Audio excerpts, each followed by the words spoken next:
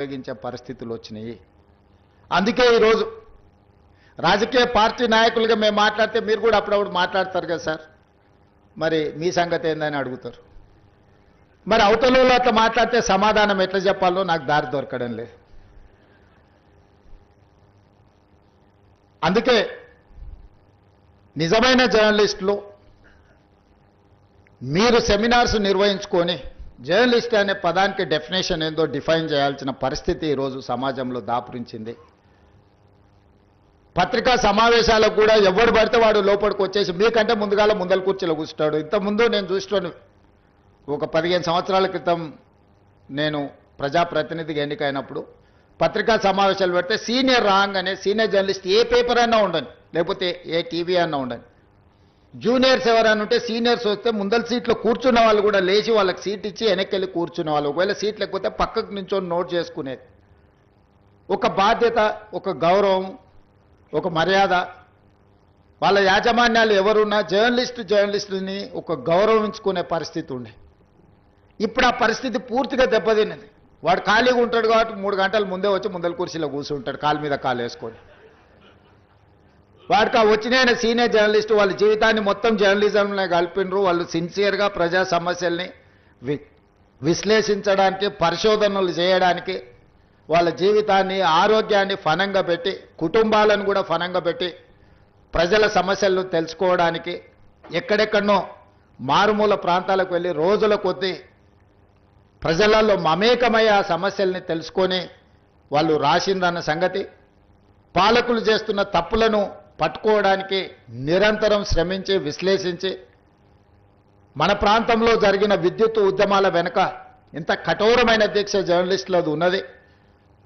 సరళీకృత విధానాలు వచ్చినప్పుడు ఆ సరళీకృత విధానాలు దేశ సంపదను పెట్టుబడిదారులు ఏ విధంగా కొల్లగొడతారని ఆనాడు విశ్లేషించిన జర్నలిస్టులకు ఈరోజు వచ్చినోనికి వాళ్ళ గురించి ఓనమాలు కూడా తెలియని పరిస్థితి. వాళ్ళు వస్తే కనీసం కూర్చోమని చెప్పాల్సిన కనీస మర్యాద పాటించాలన్న ఇంగిత జ్ఞానం కూడా కోల్పోయిన వాళ్ళు ఈరోజు వచ్చి మేము పత్రికా సమావేశాలు పెట్టినప్పుడు ముందల వరుసలు కూర్చోవడం కూడా ధిక్కారంగా, మన మీదో లోకు అయినట్టు వాడేదో మన మీద పెత్తనాన్ని చెలాయించడానికి వచ్చినట్టు మన కళ్ళకు చూస్తుంటాడు. ఇంకా నువ్వు నమస్కారం పెడతలేవు, నన్ను చూసి తల ఉంచుకుంటలేవేందని. నాకైతే అప్పుడప్పుడు అనిపిస్తుంది దిగిపోయి పల్ల చెంపలు వలగొట్టాలని. కానీ పరిస్థితులు, హోదా అడ్డం వస్తుంటాయి. గతంలో జర్నలిస్టులను చూస్తే మర్యాద ఇచ్చి పలకరించి ప్రెస్ మీట్ అయిపోయిన తర్వాత వాళ్ళతో 10 నిమిషాలు మాట్లాడి మేము చెప్పిన దాంట్లో ఏమన్నా లోపాలు ఉన్నాయా, లేకపోతే మేము చెబుతున్న ఉద్దేశం ఇదే అని వాళ్ళతో చిట్ చాట్ చేసేది, కొద్దిసేపు మాట్లాడేది. లేకపోతే ప్రెస్ మీట్కి వెళ్ళకంటే ముందు వాళ్ళకి ఫోన్ చేసి కనుక్కునేది. విద్యుత్తుకు సంబంధించిన విషయాల మీద కమ్యూనిస్టు పత్రికలలో రాత జర్నలిస్ట్ పేరు నాకు సరిగ్గా గుర్తులేదు, కానీ నేను చాలాసార్లు విద్యుత్ మీద మాట్లాడాలనుకున్నప్పుడు మీ నవ తెలంగాణనే అనుకుంటా జర్నలిస్ట్